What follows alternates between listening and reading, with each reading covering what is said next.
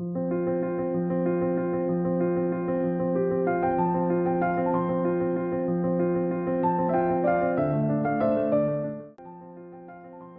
you feeling just tired? Tired of that constant pressure to hustle, to do more, to be more? Well, today we're going to talk about a really powerful shift in thinking, how we can transform all that crazy hustle into a real sense of harmony. You know, whether we see it or not, we're standing at a crossroads every single day. Down one path, you've got hustle culture. We all know what that feels like.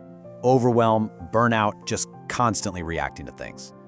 But there's another path, and it's all about mindful productivity, a way of working that's built on intention, on clarity, and on a real sense of purpose. It really makes you think, right? So, let's dive into something I think a lot of us are feeling.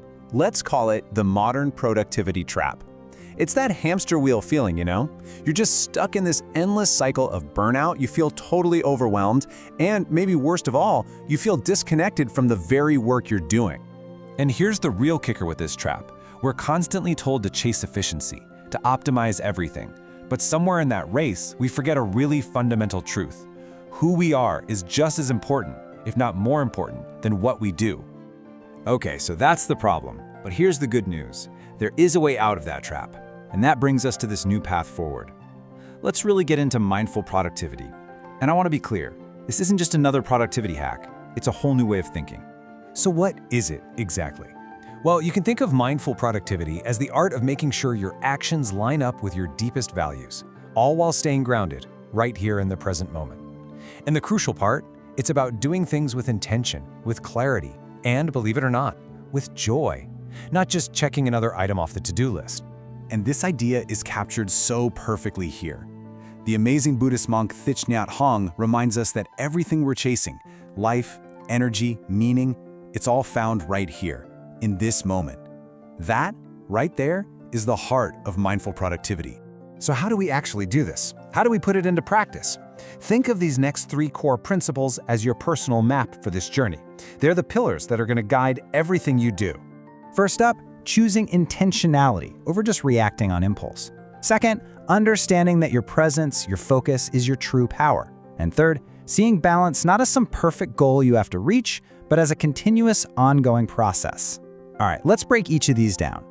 So let's start with intentionality. Gretchen Rubin just nails it when she says our habits are everything. Instead of just letting our day happen to us, intentionality is about starting with a clear purpose. It's about asking yourself, okay, what really matters today? Next up is presence. The philosopher Marcus Aurelius knew this thousands of years ago. Our inner world creates our outer reality. When we give our full, undivided attention to just one thing, we're not only more effective, we're also calmer, we're more creative. We are literally dyeing our soul with the color of our focus. And finally, balance. The poet Rumi captures this idea so beautifully. Balance isn't about finding some perfect, peaceful state where nothing ever goes wrong. No way. It's more like a dance between pushing forward and resting, between effort and ease. It's about knowing when to go for it, and just as importantly, knowing when to pause. All right, enough with the philosophy, right? Let's get practical. Let's build out your mindful productivity toolkit. These are real, actionable tools you can start using literally today. First on the list is a classic, but we're going to give it a mindful upgrade. You've probably heard of the Pomodoro technique. Well, we're going to fuse its focused work sprints with breaks that are actually restorative, making your pauses just as powerful as your work. It's so simple. You just focus on one task and only one task for 25 minutes. But then, and this is the key, for your 5-minute break, you don't grab your phone and start scrolling. No, you consciously breathe, you stretch, you do a quick check-in with your body. You actually reset your brain. Okay, another incredible tool is the Eisenhower matrix. This thing is a game changer for prioritizing with intention. You look at a task and ask, is it urgent and important? If yes, you tackle it now. Deadlines, crises, that kind of stuff. Now, what if it's important but not urgent? You schedule it. This is where the magic happens, things like learning a new skill or long-term planning. What about urgent but not important? Delegate it if you can. Think of certain emails or administrative tasks. And finally, my favorite box, not urgent and not important. Eliminate it. This is your official permission slip to stop the mindless scrolling. Now, let's be real. This journey isn't always going to be easy, so let's talk about a few common pitfalls. But I don't want you to think of them as failures. Think of them as totally predictable challenges that you can actually prepare for. Let's start with the biggest myth in all of productivity, the one we've all been sold. Is multitasking really more efficient? Well, the science is in, and it's a huge no. Neuroscientist Daniel Levitin puts it plainly.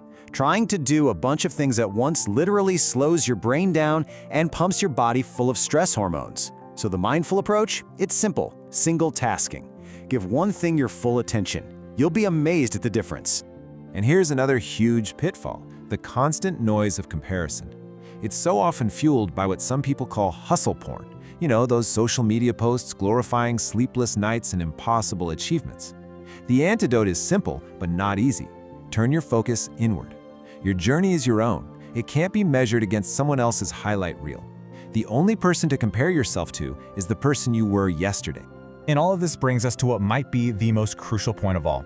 Mindful productivity isn't a finish line you cross or a box you check off. It's a continuous practice. It's about gently returning to your intentions over and over and over again. Ultimately, this all comes back to a profound question from the poet Mary Oliver.